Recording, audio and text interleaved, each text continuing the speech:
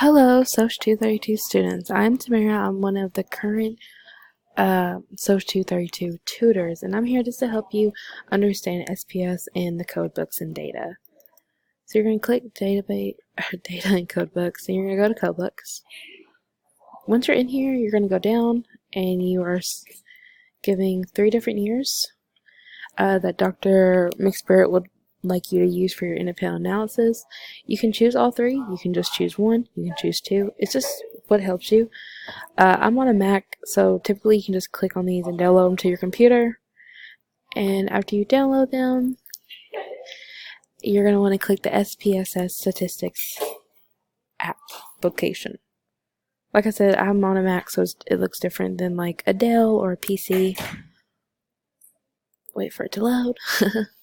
Once you've downloaded whichever year codebooks you're going to be wanting to use, like you can see I already have some downloaded. I think this is, 1990. So I'm going to open it. You get a bunch of numbers. So you're going to go to the top, and you're going to edit first in your options, and make sure that you see display names and alphabetical. And Dr. McSpirit will tell you this as well. You're going to hit OK. Next, you're going to go to Analyze. You're going to go to Descriptive Statistics, and you're going to go to Frequency. These are your variables. So I'm just going to choose random ones, and I'm just going to run them through. I believe you should have 10. I have no clue what these are, but that's what GSS will help you learn. And you're going to hit OK. And voila, it gives you, maybe that's not right. It looks right, but maybe I shouldn't choose some random ones.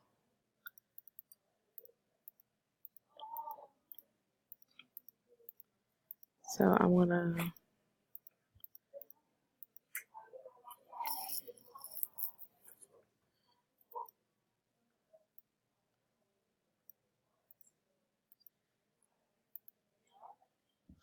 and Dr. McSpirit will tell you in the module which ones to click. I can't really remember off the top of my head, but she'll tell you, click OK.